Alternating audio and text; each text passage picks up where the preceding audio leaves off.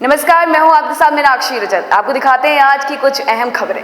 काठगोदाम क्षेत्र में एक युवक ने नाबालिग छात्रा को स्कूटी में घुमाने का झांसा देकर जंगल में ले जाकर उसके साथ दुष्कर्म किया। इसके बाद जब छात्रा की हालत बिगड़ी तो युवक उसे जंगल में ही छोड़कर अपनी स्कूटी से भाग निकला।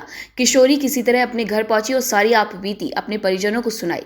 बुधवार को किशोरी के पिता पुलिस थाने पहुंचे और युवक के खिलाफ तहरीर दी। एसपी सिटी डॉक्टर जगदीश चंद्र, सीओ सिटी शांतनु पाराशर ने मौके के मुआवना करके काठगोदाम थाना प्रभारी को आरोपी युवक के खिलाफ मुकदमा दर्ज कर उसे जल्दी गिरफ्तार करने के निर्देश दिए। पीड़ित पक्ष का आरोप है कि पड़ोसी युवक 15 वर्षीय छात्रा को बहला फुसलाकर जंगल में ले गया। इसके बाद डरा धमकाकर दुष्कर्म किया।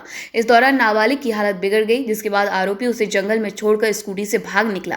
किसी तरह घर पहुंची पीड़िता ने मां को अपनी आपबीती सुनाई। काठगोदाम एसओ विमल मिश्रा ने बताया कि आरोपी युवक के खिलाफ पॉक्सो दुष्कर्म का मामला दर्ज किया गया है। पीड़िता का मेडिकल कराया गया है। आरोपी युवक की तलाश की जा रही है। उन्होंने कहा जल्द ही आरोपी को गिरफ्तार कर लिया जाएगा।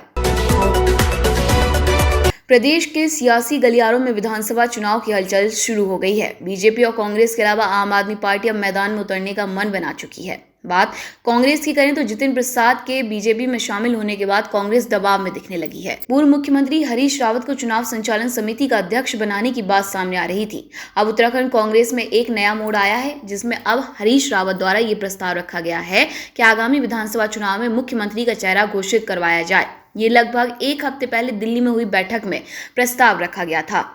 सूत्रों की माने तो बैठक में पूर्व मुख्यमंत्री हरीश रावत, प्रदेश अध्यक्ष प्रीतम सिंह, नेता प्रतिपक्ष इंदिरा हृदयेश और प्रदेश प्रभारी देवेंद्र यादव मौजूद थे। प्रदेश प्रभारी द्वारा ये बैठक आगामी विधानसभा चुनाव को लेकर की गई थी, जिसमें प्रीतम सिंह और इंदिरा हृदयेश द्वारा ये कहा गया कि चुनाव एकजुटता के साथ लड़ा जाए, फिर भविष्य में आला हाईकमान का निर्णय सर्वमान्य होगा।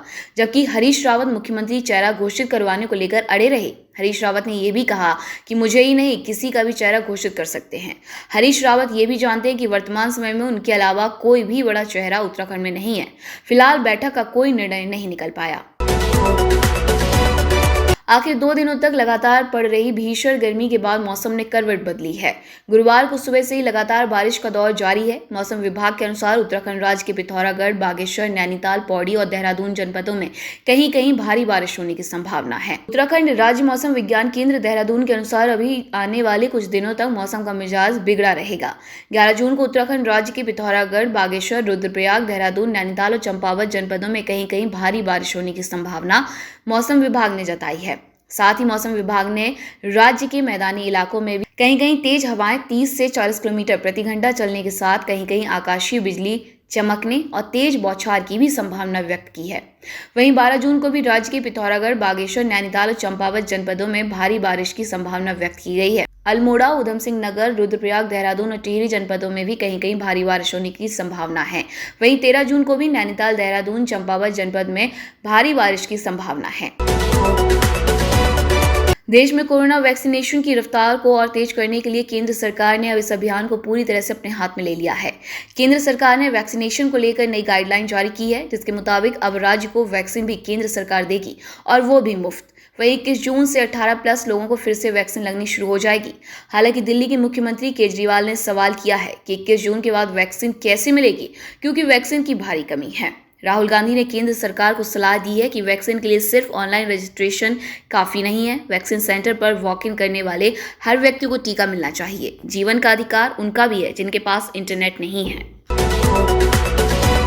उत्तर प्रदेश के मुख्यमंत्री लखनऊ से दिल्ली के लिए रवाना हो चुके हैं। माना जा रहा है कि यहां वो केंद्रीय गृह मंत्री अमित शाह और बीजेपी के राष्ट्रीय अध्यक्ष जेपी नड्डा से मुलाकात करेंगे। इसी के साथ ही यूपी में फेरबदल की अटकलें एक बार फिर तेज हो गई हैं। जानकारी के अनुसार सीएम योगी के आगमन को लेकर गाजियाबाद की साहिबाबाद पुलिस अलर्ट पर है। इसकी वजह यह है कि पहले सीएम योगी दोपहर 2:15 बजे हिंडन पर उतरने वाले थे और फिर यहां से उनका काफिला दिल्ली जाने वाला था। सीएम योगी दोपहर 3:30 बजे तक राजधानी पहुंचे और रात वहीं रुकेंगे। कहा तो ये भी जा रहा है कि शुक्रवार को वो प्रधानमंत्री से मुलाकात कर सकते हैं। हालांकि चर्चाएं हैं कि सीएम योगी की इन बैठकों में आगामी यूपी विधानसभा चुनाव को लेकर चर्चा होगी और रणनीति तैयार की जाएगी।